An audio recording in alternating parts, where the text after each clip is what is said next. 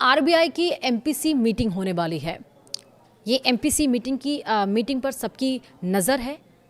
ये मीटिंग ना सिर्फ आपकी होम कार लोन की किश्त सस्ती होगी महंगी होगी ये डिसाइड करेगा, बल्कि स्टॉक मार्केट का रुख किधर होगा वो भी डिसाइड करेगा।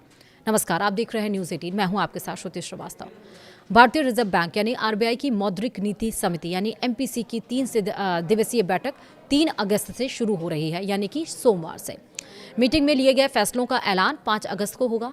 अब सबकी नजरें इस बात पर टिकी हैं कि क्या गवर्नर ब्याज दरों में कटौती का तोहफा देंगे या होम और कार लोन की किश्तें चुका रहे लोगों को राहत के लिए और इंतजार करना होगा। एसबीआई रिसर्च की एक रिपोर्ट के अनुसार फिलहाल ईएमआई घटने की उम्मीद नहीं है। रिपोर्ट में कहा गया है कि केंद्रीय बैंक रेपो रेट में कोई बदलाव नहीं करेगा।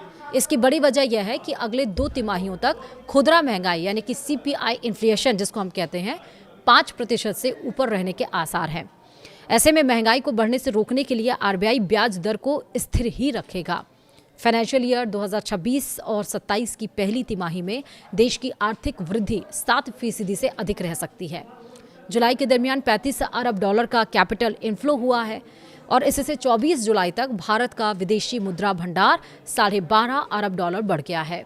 जून के अंत तक 3 महीने तक की अवधि वाले फॉरवर्ड पोजीशन में 13 अरब डॉलर की कमी आई, जिससे विदेशी मुद्रा बाजार में दबाव कम हुआ है। इसके अलावा कच्चे तेल की कीमतों में उतार चढ़ाव, रुपए पर दबाव और वैश्विक पूंजी प्रवाह को लेकर अनिश्चितता की वजह से आरबीआई के लिए फिलहाल ब्याज दरों को स्थिर रखना अधिक उपयुक्त होगा।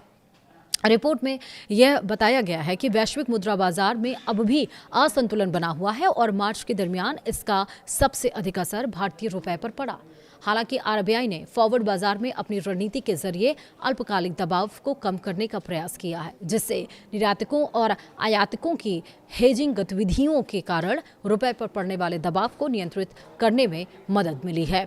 और इसीलिए जो रिपोर्ट आई है बताया जा रहा है कि रेपो रेट में कोई बदलाव नहीं होगा। अगर रेपो रेट में कोई बदलाव नहीं होगा, अगर रेपो रेट स्टैग्नेंट रहेंगे, अगर बढ़ते हैं तो इसका मतलब कि की जो ईएमआई होगी वो बढ़ जाएगी। अगर घटते हैं तो इसका मतलब आपकी ईएमआई कम होगी, क्योंकि रेपो रेट वो रेट होता है जिस पे आरबीआई सभी बैंकों को किस रेट पर इंटरेस्ट देती है। अगर रेट ऑफ इंटरेस्ट बढ़ता है तो बैंक भी अपने जो भी कस्टमर्स हैं उनको जो लोन देती है उसका रेट ऑफ इंटरेस्ट बढ़ाती है। लेकिन अगर आरबीआई अन्य बैंकों को रेट ऑफ इंटरेस्ट कम, रेपो रेट घटाती है, तो अन्य बैंक भी अपने कस्टमर्स के लिए उसका इंटरेस्ट घटाते हैं। तो फिलहाल ये मान के चलिए कि 3 अगस्त से सोमवार से जो एमपीसी की बैठक होने वाली है उसमें होम लोन, कार लोन में कोई आपको बदलाव नहीं दिखेगा।